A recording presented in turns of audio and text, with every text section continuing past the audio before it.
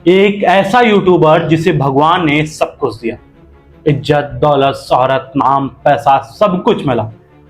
मैं तो ये कहूंगा उसे हर किसी से ज्यादा सब कुछ मिला, जिसने अपनी जिंदगी में 2 शादियां की, जिसके पास 2 बीवियां हैं, एक अच्छा खासा हंसता खेलता परिवार है, अच्छी खासी दौलत है, अच्छी खासी फैन फॉलोइंग है।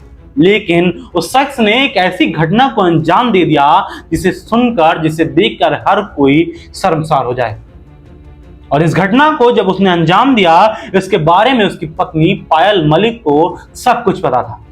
फिर भी उसने इस बारे में किसी से ना तो कोई जिक्र किया और न इस घटना को सामने आने देने का प्रयास किया, बल्कि इस घटना को पूरी तरीके से दबाने का प्रयास किया। अब इतना सब बताने के बाद आप इतना तो समझ ही गए होंगे कि मैं किसकी बात करने वाला हूं। और आज हमारे हाथ किस शख्स का काला चिट्ठा लग चुका है। जी हाँ, हम बात कर रहे हैं संदीप और अरमान मलिक की, जिन्होंने 2 शादियां की हैं, एक पायल मलिक से और कृतिका मलिक से।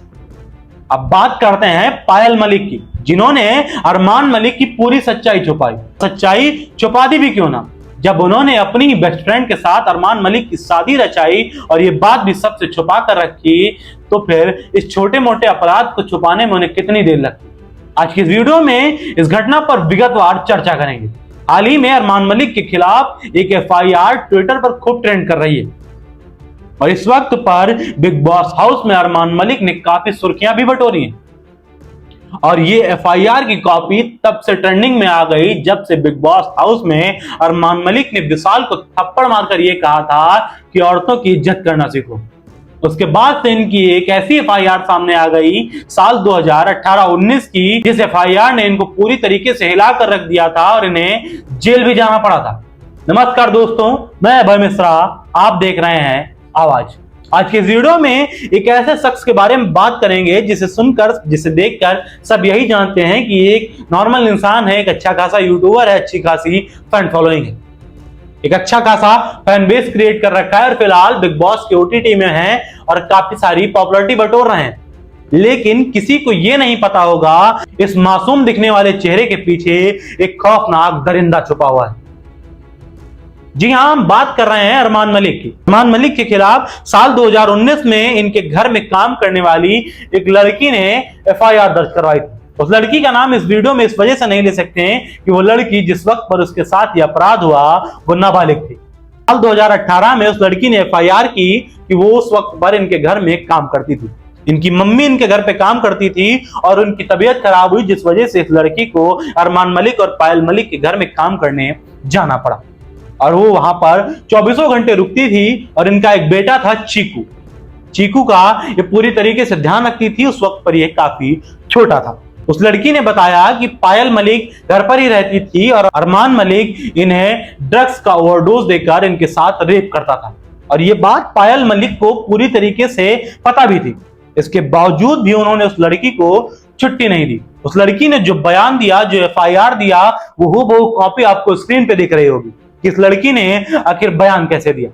अरमान मलिक जैसा शरीफ दिखने वाला चेहरा, अरमान मलिक जैसा व्यक्ति जो अपने वीडियोस में लोगों को यह शिक्षा देता है कि औरतों की इज्जत करनी चाहिए, औरतों का नाम खराब नहीं करना चाहिए, उस व्यक्ति ने 11 साल की लड़की का रेप किया और वो भी नशे की हालत में।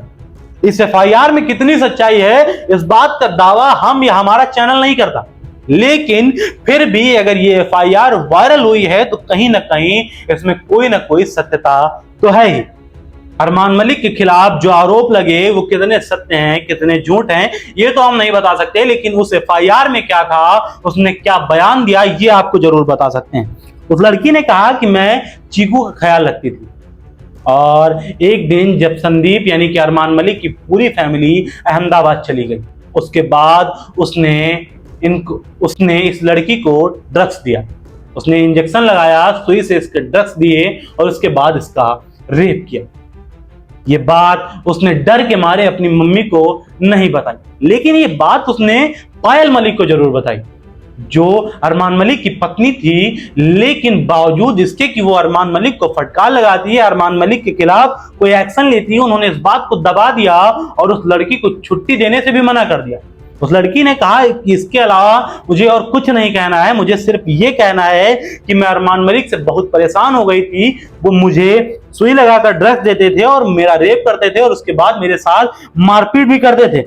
इसके बाद इन्होंने जब ये बयान अदालत में पेश किए, उसके बाद पायल मलिक और अरमान मलिक के ऊपर पॉस्को एक्ट लगा और इन दोनों की तलाश जारी की गई।